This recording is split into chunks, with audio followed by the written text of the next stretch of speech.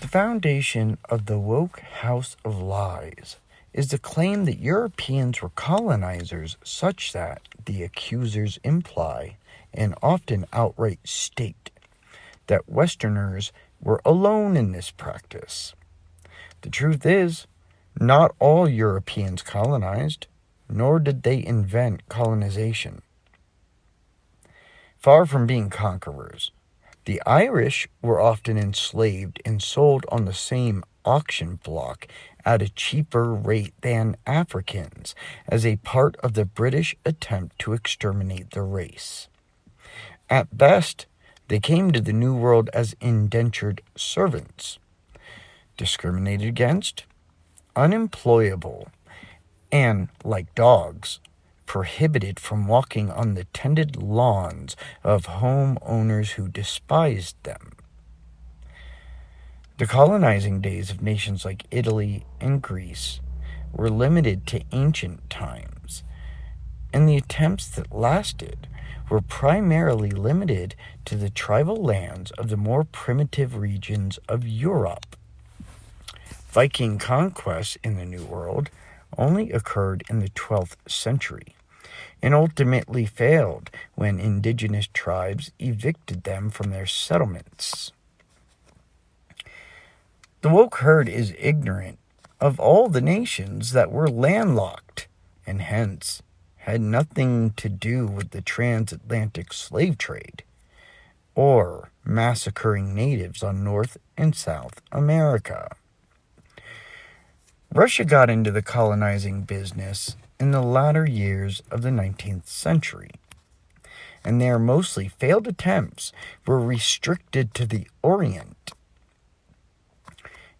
Endless pages could be scribed detailing the colonizing and enslavement perpetrated at some point in the vicious annals of human history by all peoples everywhere. But let's focus on the most relevant example. The year 711 was the start of the Umayyad conquest of Hispania, the invasion of the Iberian Peninsula by North African adherents of Islam. Tariq ibn Ziyad launched his attack from the Rock of Gibraltar at the head of an army of Berbers, who were as black as they come.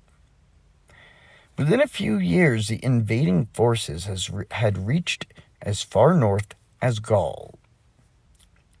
As the conqueror stole land, the captured enemy combatants, those who refused to convert to the new religion, and other unfortunates, were enslaved and sold south across the Mediterranean to labor for their African masters.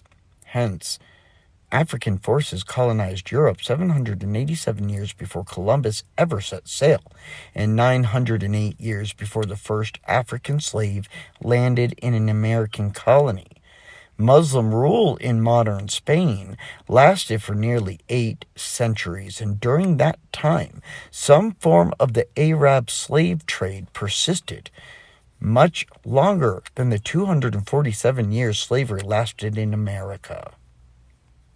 Does this excuse European colonization or slavery in America? No. But it puts its history into the proper context and contradicts the current woke narratives. Another popular woke deceit is the suggestion that this country was founded on white supremacy. That the famous line, "all men are created equal," only applied to Caucasians. That statement can easily be proven as vacuous as the narrow minds of the indoctrinated idiots advancing this subterfuge, or simply demonstrating such limited historical education. By asking why Jefferson did not add the descriptor white to the phrase, it would have been so easy. 5 little letters. Some might argue that he was so biased that he didn't think he had to. That can be countered by my next refutation of revisionist nonsense. The third fabrication the woke deceivers tell and believe is that this country was founded upon slavery, as opposed to the truth. Slavery was a horrific institution inherited from the British, who brought the first slaves, legislated the laws, governed the transatlantic slave trade, and founded the East India Tea Company. And all the most famous and pivotal of the founding fathers recognized slavery as an evil institution that had to have an end point. At the Constitutional Convention, whilst the formation of our government was underway, there were a total of 55 delegates sent from the various colonies. The convention dragged on for months because a single issue caused strenuous and dramatic debates: slavery. Only 19 of those delegates, little more than a third, whom hailed from the South, favored, nay, demanded, that slavery continue. As the dissension raged, the delegates representing those colonies threatened not to join the Union at all, and the remaining 36 representatives knew the fledgling American experiment would fail without them. Without complete unanimity, the colonies would be open to invasion the moment the British, or a variety of other European powers, could manage it. So they relented and incorporated slavery legally.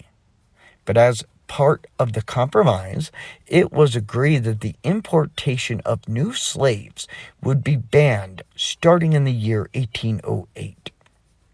Furthermore, when the prohibition became law, it would come with the option to outlaw slavery altogether.